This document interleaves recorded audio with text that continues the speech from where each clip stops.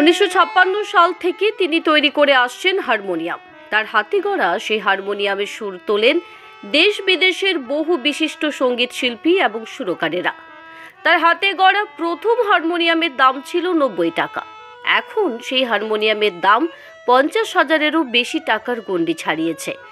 তিনি হলেন পুরুলিয়া জেলার বলরামপুরের প্রত্যন্ত দেউলি গ্রামের হাবু চন্দ্র কুমার। তবে বর্তমানে হাবু চন্দ্র কুমার ইহলোকে নেই। বিদ্যা ও সঙ্গীতের প্রতিষ্ঠাত্রী দেবী সরস্বতী পুজোর দিনে প্রয়াত সঙ্গীত যন্ত্র গড়ার কারিগর হাবু চন্দ্র কুমারকে শ্রদ্ধা জ্ঞাপন করছে রাঙামাটি সংবাদ পুরুলিয়া। 2013 সালে তিনি প্রয়াত হয়েছেন।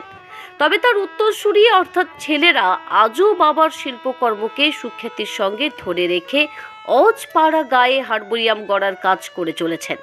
আমার বাবা এই কাজের উদ্ভাবক আমাদের পরিবারে।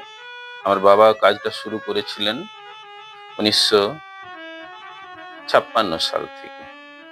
তার আগে বাবা ফার্নিচারের কাজ করতেন। ফার্নিচার থেকে সরে আসেন উনি 1956 সালে। প্রথমে তৈরি করেছিলেন একটা বেঞ্জো। এই বেঞ্জোই হারমোনিয়ামের সূত্রপাত হয়। বেঞ্জো তৈরি করার পরে কয়েকটা বেঞ্জো করে সেটা বিক্রিও করেছিলেন। পরবর্তীতে হারমোনিয়াম শুরু করেন এবং হারমোনিয়ামের বিভিন্ন ধরনের হারমোনিয়াম তিনি কিন্তু শুরু করেছিলেন। স্বয়ং উদ্ভাবক ছিলেন এই হারমোনিয়ামের কাজের।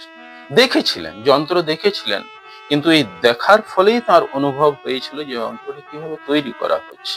তিনি কিন্তু দেখার পরেই স্বয়ং উদ্ভাবন করেছিলেন বিষয়টা। মানে এই দিক দিয়ে বলতে গেলে আমার বাবা স্বয়ম্ভু ছিলেন এই যন্ত্রের জগৎ, হারমোনিয়াম যন্ত্রের জগতে। আচ্ছা, আপনার বাবা তৈরি হারমোনিয়াম আপনার জানা রয়েছে এমন কোন শিল্পীর কাছে রয়েছে, জানেন? সেলিব্রিটি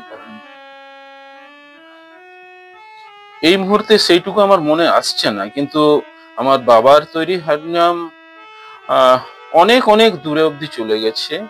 আমাদের রাজ্যের বাইরে ভিন রাজ্যেও গেছে এবং সেখানে প্রথিতযশা শিল্পীদের হাতেও আমার বাবার হারমোনিয়াম বাজছে এখনো।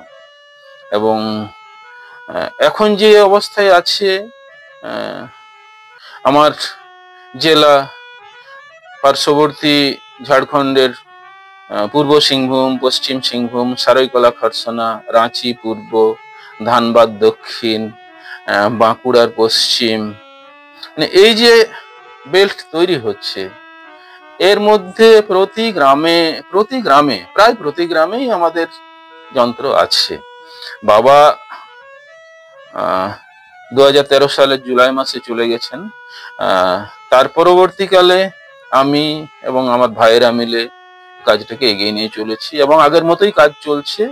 অনেক মানুষই আমাদের কাছ থেকে উপকৃত হচ্ছেন এবং অনেক গুণী শিল্পী আমাদের যন্ত্র বাজিয়ে কিন্তু তারা স্বতঃস্ফূর্তভাবেই আমাদের যন্ত্রের প্রশংসা করেছেন। স্বর্গীয় হাবু চন্দ্র কুমার হারমোনিয়াম তৈরির ক্ষেত্রে এক স্বয়ংভূ ব্যক্তিত্ব ছিলেন। প্রথম জীবনে তিনি ফার্নিচারের কাজ করতেন। সঙ্গীত যন্ত্র ব্যঞ্জন করার মধ্য দিয়ে তার কাজের শিল্পী সত্তার প্রকাশ হয়েছিল 1956 সালে। তারপর যত দিন গড়িয়েছে, সঙ্গীত জগৎ এবং সঙ্গীত শিল্পীদের কাছে অত্যন্ত পরিচিত মুখ হয়ে উঠেছেন হাবু চন্দ্র কুমার। তবে তিনি বর্তমানে না থাকলেও তার ঐতিহ্য এবং জৌলুস বজায় রেখে হারমোনিয়াম গড়ার কাজ করে চলেছেন তার 3 উত্তরসূরি।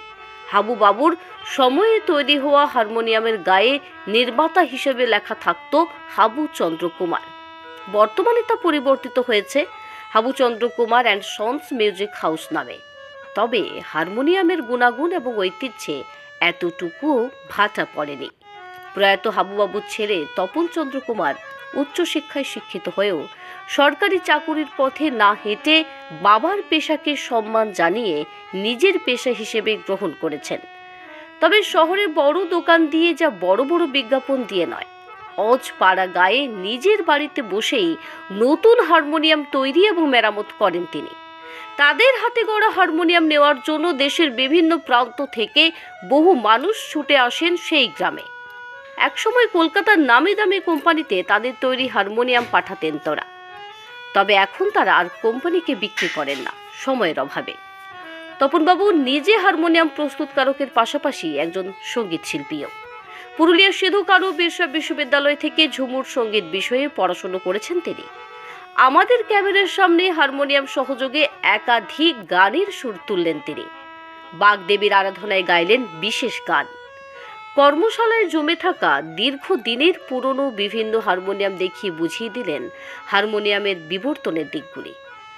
প্রতিবেদন উল্লেখ থাকা সমস্ত তথ্যই জানিয়েছেন তপন চন্দ্র কুমার। তপন বাবুদের এই শিল্প কর্মকাণ্ডকে কুর্নিশ জানায় রাঙামাটি সংবাদ পুরুলিয়া। মুকেশ মুখার্জির প্রতিবেদন, রাঙামাটি সংবাদ পুরুলিয়া।